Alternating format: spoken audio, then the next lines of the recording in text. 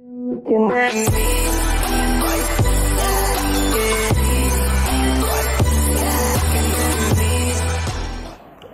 billahi minasyaitonir rajim. Bismillahirrahmanirrahim. Alhamdulillah wassalatu wassalamu ala Rasulillah Sayyidina wa maulana Muhammad ibni Abdillah wa ala alihi wa sahbihi wa mawalah. Alhamdulillah, katanya mentang lebih kesempatan untuk daduk siat dan terus wada isya. Mudah-mudahan selalu dia doakan doa katanya berlebih pahala oleh Allah Subhanahu wa taala, dan pahalanya akan jid katanya cok singa di kala tawa wa alam kubur. Amin ya rabbal alamin. Katanya lanjutkan kembali tentang mantem masalah perkara ini.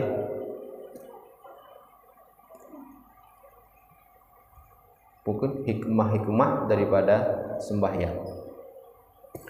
Sabda Nabi sallallahu alaihi wasallam bahwasanya seorang laki-laki apabila sembahyang dan kesalahannya dihantarkan atas kepalanya, maka tiap-tiap sujud gugurlah kesalahannya hingga habis sekaliannya.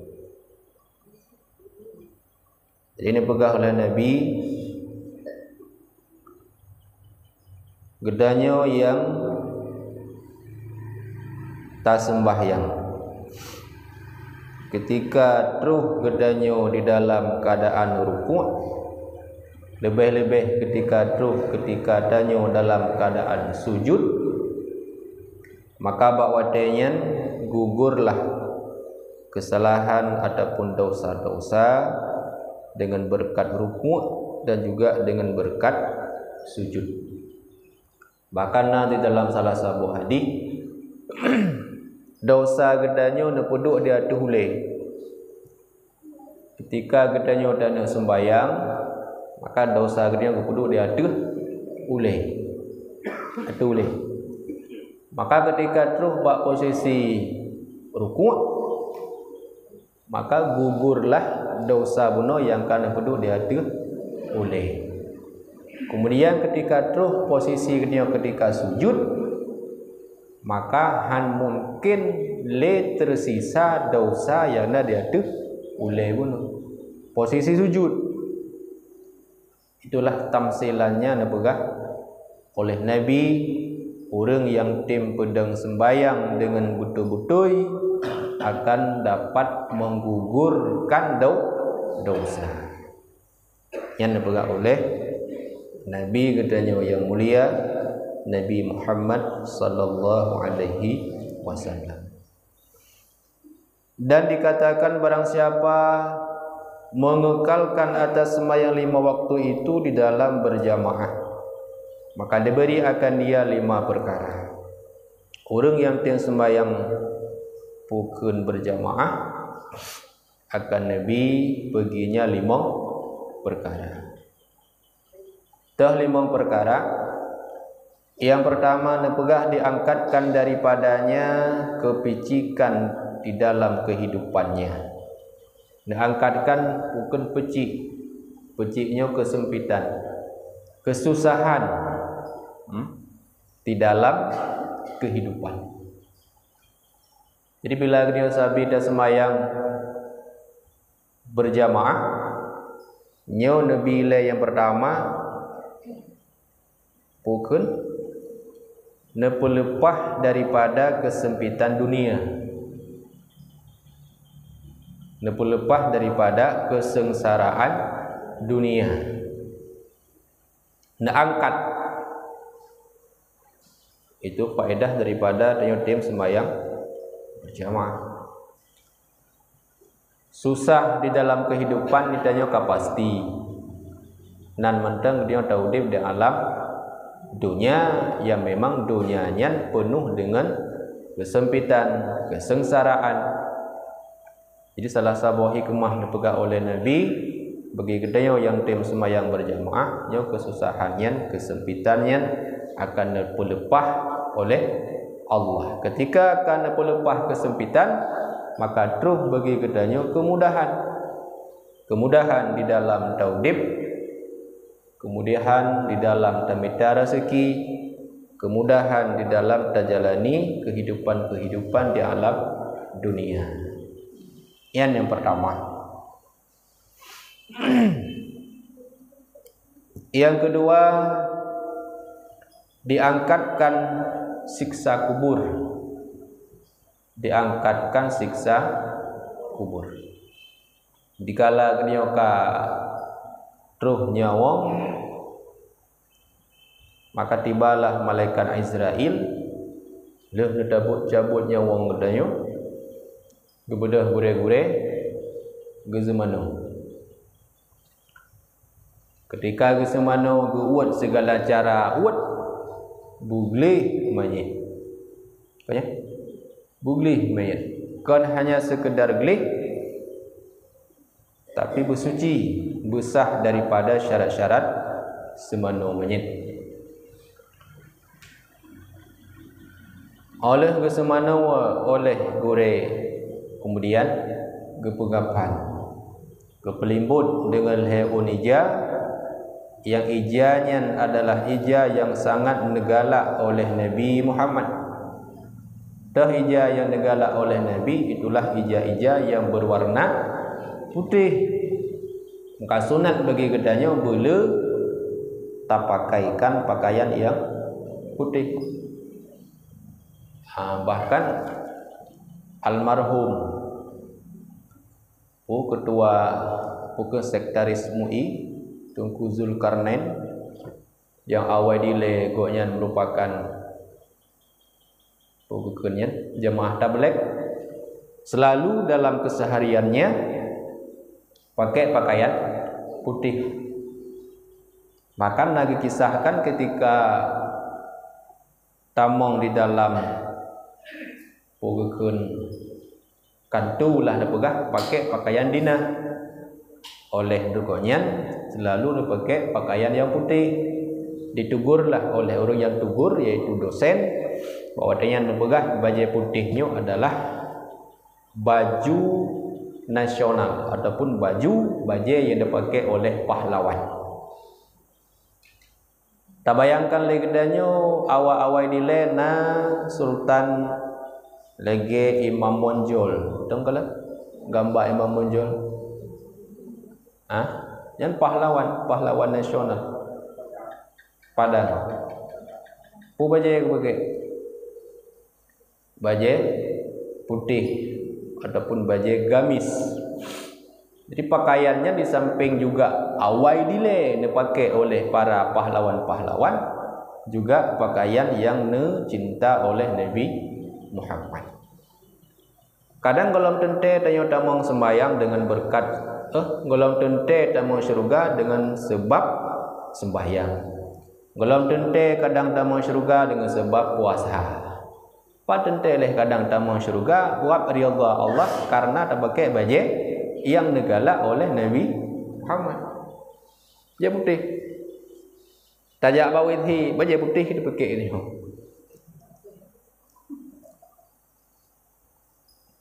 Ketika ada mau WC pun kena adab-adab tamong lawidhi. Di antaranya baca doa sebelum tamong truh genan ba tempat doa bela gerhem berhabis hidupit bukan sisa-sisa najis. Pokoknya nak adab demi adab.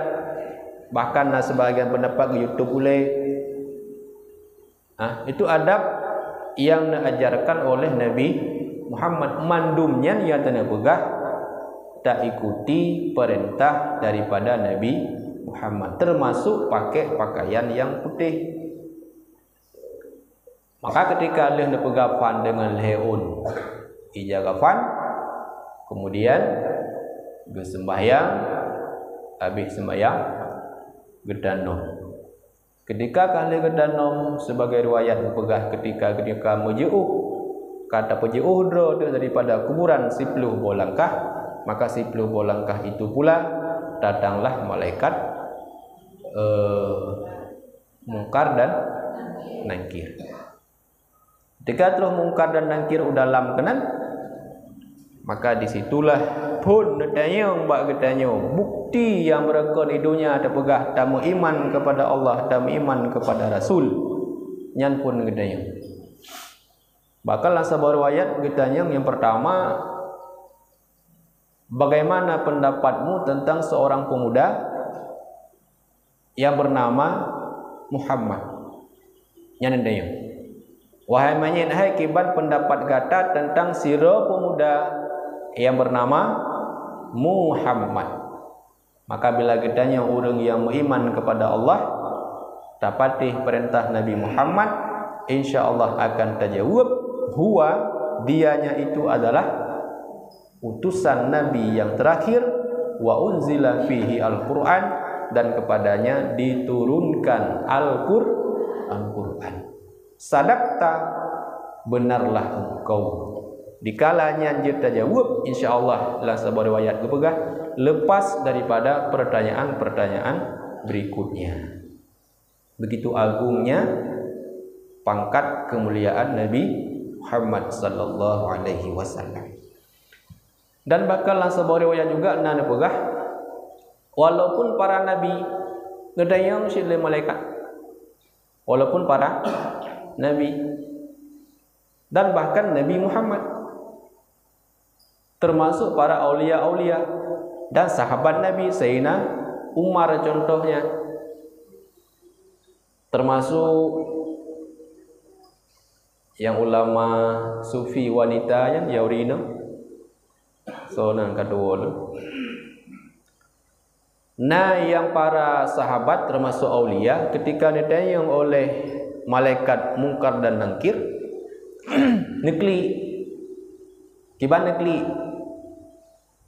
ketika ditanya yang bak sira urina kedua lo entah Rabi'ah Hadawiyah, pokoknya sira wanita yang sufi yang soleh, ditanya man rabbuka, bahasa Aceh, so Tuhan gada, so Tuhan rawana, bawa tanya nekli, ya Allah ya Rabbi, dari fulahilun sampai madelun sabilun pujorono sabi ba'abahlun nama-nama drono wate meninggalung ya tayang thoro ni Allah kekele leurungnya dari fulahilun bukan sabi lo ibadah kepada drone ya Allah, hari ke hari ba'abahlun adalah nama drono, laudip lunyo nama drone ya Allah kamu darah gapah tak pegah mana mata awate mati mentang ya yang thoro ni Allah hana jadi ahli gede yang lima mereka, termasuk lagi Umar bin Khattab orang yang paling ditakuti ketika goyan mentang udip di alam dunia, cukup ia dengan nama Umar bin Khattab. Berbeda dengan Sayyidina Utsman. Sayyidina Utsman jangankan urang jin yo. Sayyidina Utsman jin tekedi gejak bak sabara wah. Bila itu pu Sayyidina Umar sabara wahnya diget he olain. Nyamban bukan tawadhu daripada Sayyidina Utsman. Maka sahabat na yang tegas, nah yang bawaannya bukan lembut. Pertama Abu Bakar cukup lembut, lemah dah cara menyampaikan kebaikan.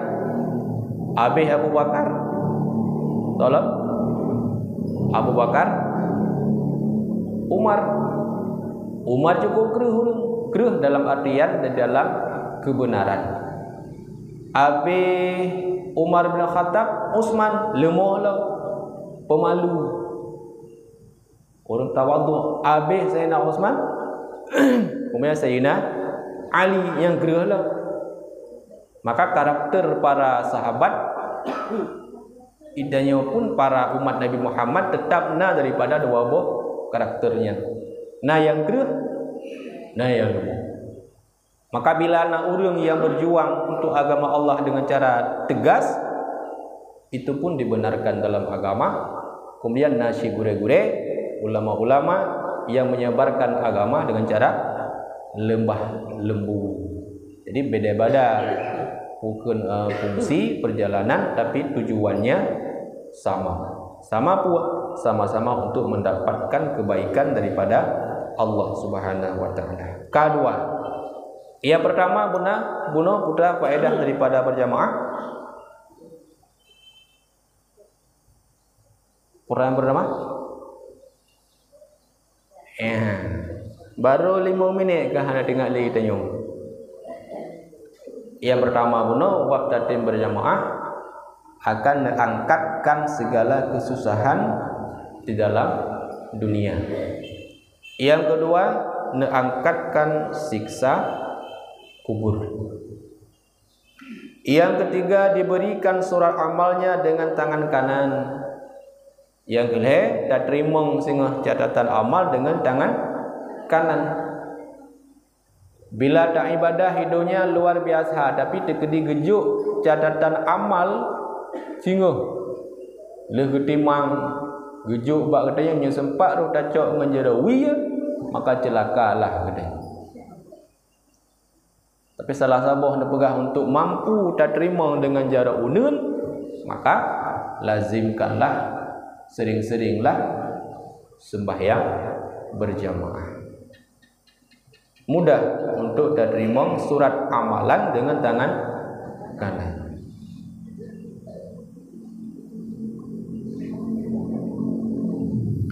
Keempat, lalu atas siratal mustaqim seperti kilat menyambar. Tak lalui siratal mustaqim bagaikan kilat menyambar. Siratal mustaqim yang dimiyuk siratal mustaqim nepegah itulah api neraka. Kedua ji itulah siratal mustaqim. Berbedalah hamba ketika dilalui siratal mustaqimnya. Bila yang le amalan, maka alhamdulillah selamatlah di dalam menempuh siratal mustaqim. Bila di amalan ya berlakunya na yang jak bagaikan kilat menyambar, na yang jak bagaikan urang peluang, na yang jak lagi urang dua, na yang merangkak, na yang uleu macam dalam riwayat menan tergantung daripada amalan di alam dunia. Teman ada pegah lagi yang tak sangkon. Tambah ada kejadian secara gaib yang mampu gedanya kalian dengan pandangan mata. Namun tak yakini berdasarkan bukan penegah-penegah daripada Nabi Muhammad sallallahu alaihi wasallam. Teman menyata yakin bahawa gedanya akan terlalui atranya dan pasti terlalui. Orang tak yakin bahawa singa gedanya mandum akan tablu siratal mustaqimnya. Tak yakin dalam hati itu akan terus kenan. Maka tentu bila yakin tu gedanya akan taik dalam siratal mustaqim, pastilah awal dah siapkan segala bekal. Kecuali bila hana tak yakin, ilaunya kalau tentu siratal mustaqim kadang lewat tutu acara dia. Anak kena lewat tutu acara dia. Kakak hana tuah persiapkan amal lagi kepegahnya. Ja ajuho yang galak, kubut lajuku yang hawa, surgana neraka kadendai. Kubut pu yang hawa, kerja pu yang galak.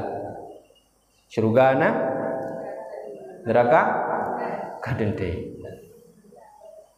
Maka bila tak yakin bahawa yang pegahnya empat maka bersiaplah gedanya untuk tanaiki tutai siratal mustaqim yang mudah-mudahan dengan sifat Allah yang Rahman yang Rahim gedanya akan lewat daripada siratal mustaqim. Keempat, yang kelima, masuk syurga dengan tiada hisab. tamu syurga dengan hana hisab. Sehingga hana begah na umat-umat daripada Nabi Muhammad yang larilah mereka itu ke pintu syurga. Ketika terus buat pintu syurga, malaikat yang jaga pintu syurga yaitu malaikat Ridwan. Hirun ngedayang hai supo umat kata. Supo umat. Maka jawablah li kelompoknya, li rombongannya, kamu umat Nabi Muhammad sallallahu alaihi wasallam.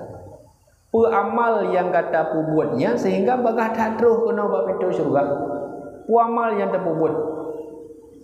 Maka jawablah li rombongannya, kamunya adalah orang-orang yang selalu di dalam mengerjakan sembahyang berjamaah. Di antaranya termasuk dalam riwayat yang lain begah orang yang selalu pebulut bibi, pebulut abah dengan membaca selawat kepada Nabi Muhammad sallallahu alaihi wasallam. Kepada kelima.